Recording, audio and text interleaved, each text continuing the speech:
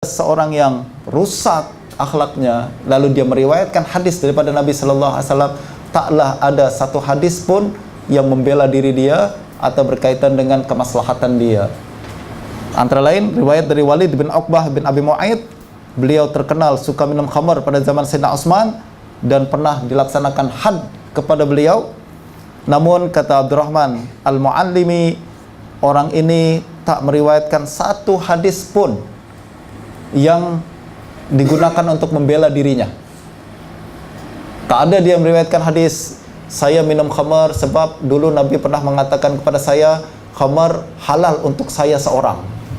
Misalnya kan, kita nak bela diri kita kan, saja je kita nak bela diri kita. Nabi dulu pernah cakap pada saya direct bahwa khamar halal untuk saya seorang. Tak ada satupun yang meriwayatkan seperti itu. Zaman sekarang kita boleh tak cakap itu? Mimpi semalam saya cakap, saya bermimpi dengan semalam bahwa Nabi telah halalkan perkara ini untuk saya. Kalau tak bangkit seluruh orang lempar kita dengan batu. Itu juga yang berlaku apabila para sahabat yang walaupun begitu, Walid bin Uqbah bin Abi Mu'aid ini adalah sahabat kecil. Dia bukanlah kibar sahabat, dan apabila dia melakukan perkara yang diharamkan ini, dia sebenarnya bukanlah bagian daripada sahabat yang kita maksudkan dalam udulus sahabah dan lain-lain. Dia pernah jumpa Nabi ketika kecil, dan hadis yang diriwayatkan sendiri, ada satu hadis yang diriwayatkan bukan memihak kepada dia, malah memberatkan diri dia sendiri. Yaitu satu hari Nabi masuk ke Madinah, semua budak-budak datang kepada Nabi, termasuk dia juga. Nabi usap setiap budak-budak, kepala setiap budak ni. Apabila sampai ke dia, Nabi tak usap. Ini hadis yang diriwayatkan, walaupun sanadnya lemah, tapi kalaupun sahih, bukan untuk membela dirinya, malah memalukan dirinya. Semua budak-budak lain diusap oleh Nabi kepalanya, dia seorang tak diusap. Alasannya adalah karena karena ibu dia telah memakaikan minyak wangi khaluq di kepala dia. Nabi tak suka pada minyak wangi tersebut, Nabi kemudian tak usap kepala beliau. Kesimpulannya adalah tak ada sesuatu yang dapat merusak adalah tu sahabat, dan tak ada seorang sahabat pun yang menciptakan hadis dusta kepada Nabi sehingga menjadi alasan kita untuk kemudian jom kita kaji semua riwayat para sahabat. Tak ada sama sekali. ثالثا الاختلاف المحض لأكاذيب لا أساس لها من الصحة، وهذا كثير في كتب التاريخ. لذلك حذر المحدثون من كتب التاريخ وقالوا الغالب على الأخباريين الإكثار والتخليط. من هذا التخليط ما هو مستقبل وظاهر الكذب. من ذلك مثلا رواية وجدت في أكثر من كتاب الأصحاب دعوى الطعن في الصحابة من مخالف السنة والجماعة، تزعم أن أبا هريرة كان يجلس على البائلة ويأكل الطعام مع معاوية ويصلي مع علي بن أبي طالب. فقيل لأبي هريرة فقال الصلاة مع علي أخشى والطعام مع معاوية أطيب. ومن مثل من يزعم محبة سيدنا علي كرم الله وجهه ألا يذكر هذا الكلام فضلا عن أن يقيم عليه بناء. إذ كيف يعقل للإمام من أئمة الهدى ورئيس الأمة أن يجد إنسانا يغدو بينه وبين خصمه دون أن يفتش أمره ويسائله؟ ثم كيف يسكت معاوية على هذا الإنسان الذي يذهب إلى خصمه ليصلي معه؟ ومثل هذا الكلام يعد الطعن بين الصحابة ثلاثة بشكل واضح، ولكن حكم الطعن في الصحابة غلب على عقل البعض فغطاه حتى طعن في من يدعي المحبة والمهامة عنه. وهذا لمحبة الجهل التي قالوا في حقها عدو عاقل خير من صديق جائر. والغريب تكرر الاستشهاد بمثل هذا الكلام في كتب قديمة وكتب جديدة معاصرة.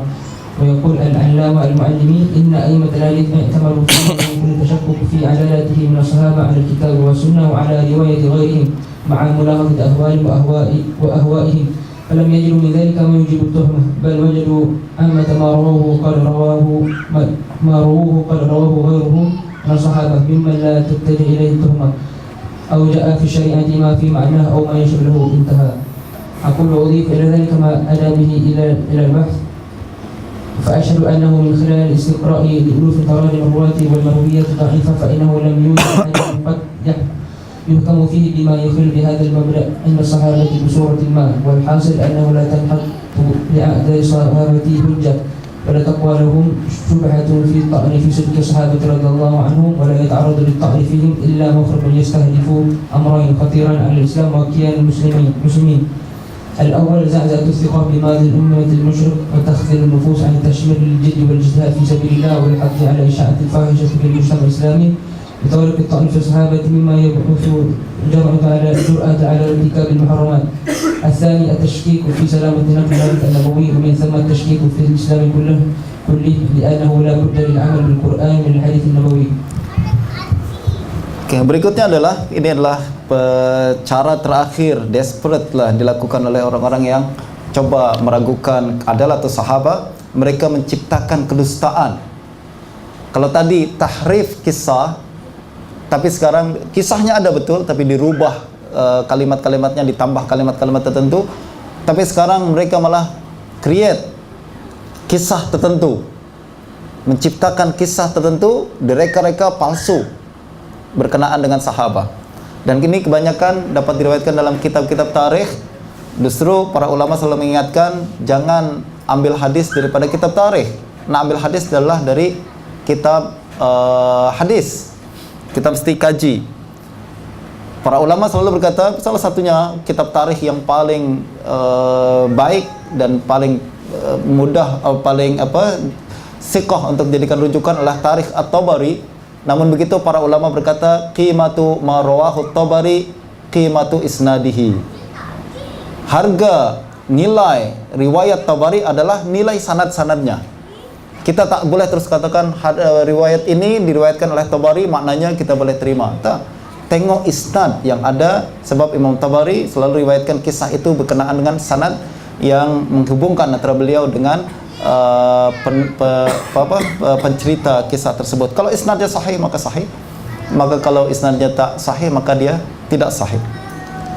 Dan kesalahan sebagian pengkaji kita zaman sekarang adalah kitab hadis yang meriwayatkan sesuatu fakta, mereka coba buat pertembungan dengan kitab-kitab yang lain.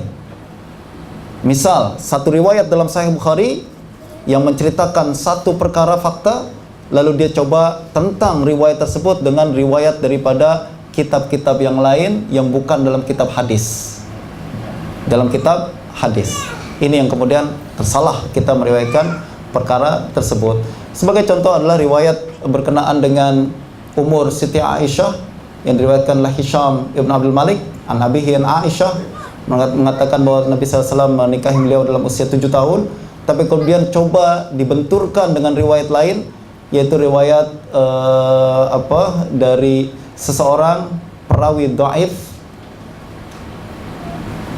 yang Abdurrahman ibn Abi Zinad yang meriwayatkan daripada Siti Asma bahwa beliau antara usia beliau dengan Siti Aisyah adalah berapa puluh tahun, kemudian dikira-kira akhirnya tidak seperti yang diriwayatkan dalam Sahih Bukhari dan Muslim. Tentu saja ini adalah cara yang salah. Yang betul adalah ambil Sahih Bukhari sebab dia yang paling tepat dalam riwayat, dan sumber-sumber yang lain tidak boleh dijadikan sebagai penentang kepada riwayat yang sahih daripada Sahih Bukhari tersebut. Sebab Bukhari sudah intiqa, pilih mana-mana hadis riwayat yang paling kuat dalam perkara ini. Nah, antara yang dibuat dan diciptakan kisah-kisahnya adalah berkenaan dengan Sayyidina Abu Hurairah. Dia berkata kalau dia makan, dia pilih makan bersama Sayyidina Muawiyah. Kalau dia solat, dia pilih solat bersama Sayyidina Ali. Inilah kisah kizab. Tak ada riwayat seperti ini pun dalam riwayat-riwayat hadis. Dan ini hanya dikembangkan dan disebarkan oleh kalangan Syiah. Mereka nak merusak Sayyidina Abu Hurairah dengan mengatakan bahwa adalah Abu Hurairah mempunyai dua muka. Muka pertama bersama Sayyidina Muawiyah, muka kedua bersama Sayyidina Ali, muzabzab bainahuma. Kalau bab makan, dia pilih Sayyidina Muawiyah. Kalau bab salat, dia pilih Sayyidina Ali dengan alasan as-salatu ma'a Ali akhsha' wa ta'amu ma'a Muawiyah atyab. Kalau salat bersama Sayyidina Ali lebih khusyuk, makan bersama Sayyidina Muawiyah lebih sedap. Buruk sangat. Akan tapi ini adalah kisah dusta. Kata penulis kitab ini, bagaimana mungkin orang yang mendakwa cinta kepada Sayyidina Ali, yaitu Syiah, menciptakan kisah macam ini adalah untuk merusak Sayyidina Ali sendiri tanpa mereka sedar. Sebab bagaimana mungkin Sayyidina Ali boleh ditipu oleh oleh Abu Hurairah. Ini menunjukkan bahwa kalau kisah ini benar, maknanya Sayyidina Ali tak pandai lah. Beliau ingin merusak Sayyidina Abu Hurairah, tapi pada masa yang sama mereka lupa untuk membela Sayyidina Ali. Pada masa yang sama mereka lupa bahwa kisah seperti ini merusak juga Sayyidina Ali. Bagaimana mungkin mereka mendakwa cinta kepada Sayyidina Ali tapi menunjukkan Sayyidina Ali tak pandai dalam perkara tersebut. Justru perkara ini adalah perkara dusta dan cara terakhir yang dilakukan oleh musuh-musuh hadis untuk meragukan keadalan para sahabat. طرق الطعن في الصحابة. لذلك كان الطعن في الصحابة شأن المجرمين والمنافقين منذ عهد رسول الله صلى الله عليه وسلم إلى يومنا هذا، وكان شأن الفاسقين والمالقين. وقد جمعتنا المصادفة بكاتب المعاصر ألف كتابا في سلب الصحابة لقيته عند بعض مشايخ من علماء الأزهر، فما إن ذكر له شأن كتابه حتى ثار وأرعد وأزبل يسب ويشتم من اعترض عليه أو انتقدوه، فاجتهدوا على تهدئته واتفقوا على كلمة واحدة اتعنا على الاجتماع من أجلها، وهي مقابلة النصوص بالمراجع التي يعزو إليها، فإن وجدت مطابقة لها سلمنا له بكل ما يدعيه، وإلا فعليه نقض كتابه ووافق الرجل ثم انصرف، ولكن إلى غير رجعة ولا عودة إلى الميعاد حتى يحشر الله مع الكاذبين يوم الميعاد. وقد اتفق أئمة الإسلام والعلماء المحققون على أنه يجب الإمساك عن الخوض في الخلاف الذي وقع بين الصحابة، وأنه لا يجوز الخوض فيه إلا إذا كان لذلك حاجة ضرورية من تعليم أو رد أو تدريس، وأنه تبين بعد التدخل في الأخبار المروية النيل منهم منها ما هو كذب وهو كثير، ومنها ما قد زيد وحرف وبدل وهو كثير، ومنها ما فسر على غير حقيقته وصحيح الثابت من هذه الأخبار هم فيه معذورون، إما مجتهد مصيبون وإما مجتهد مخطئون. وهذا حكم الحكيم السديد، وهو أسلم العقيدة المؤمنين وأحفظ لدينه وسد لذرائع الشياطين الإنس والجن أن يتسلط الوسوسة الخناس على بعض الناس من طريق الخوض في الطعن في بعض الصحابة، أن يقع الخائض في المعاصي والضلال أو الخروج عن الإسلام بأن يؤدي إلى عدم الثقة بنقلهم الشريعة عنه صلى الله عليه وسلم. وختاما لهذا نذكر كلمة للخطيب البغدادي في شأن الصحابة رضي الله عنهم، يقول فيها: وحسبنا على أنه لو لم يرد من الله عز وجل ورسوله فيهم شيء مما ذكرناه لأوجبت الحال التي كانوا عليها من الهجرة والجهاد والنصرة وبذل المهج والأموال وقتل الآباء والأولاد والمناصرة بالدين وقوة الإيمان واليقين القاطع على عدالتهم والاعتقاد بنزاهتهم، وأنهم أفضل من جميع المعلمين والمزكين الذين يجيئون بعدهم أبرى الآبرين. هذا مثل كافة العلماء ومن يعتد بقوله من الفقهاء. ثم روى بسنده عن أبي زرعة الرازي أنه قال: إذا رأيت الرجل ينتقص أحدا عن أصحاب رسول الله صلى الله عليه وسلم فاعلم أنه زنديق، وذلك أن رسول الله صلى الله عليه وسلم عندنا حق والقرآن حق، وإنما أدى إلينا هذا القرآن والسنن أصحاب رسول الله صلى الله عليه وسلم، وإنما يريدون أن يجرحوا شهورنا ليطلبوا الكتاب والسنة والجرح بهم أولى وهم زنادقة. انتهى. قال أبو عروة الذين كنا عند مالك بن أنس فذكروا رجلا ينتقص أصحاب رسول الله صلى الله عليه وسلم، فقال أمال هذه الآية: محمد رسول الله والذين معه أشداء على الكفار رحماء بينهم تراهم ركعا سجدا يبتغون فضلا من الله ورضوانا سيماهم في وجوههم من أثر السجود ذلك مثلهم في التوراة ومثلهم في الإنجيل كزرع أخرج شطأه فآزره فاستغلظ فاستوى على سوقه يعجب الزر ليغيظ بهم الكفار. فقال مالك: من أظلم من الناس في قلبه غيظ على أحد من أصحاب رسول الله صلى الله عليه وسلم فقد أصابت هذه الآية. ذكر الخطيب أبو بكر.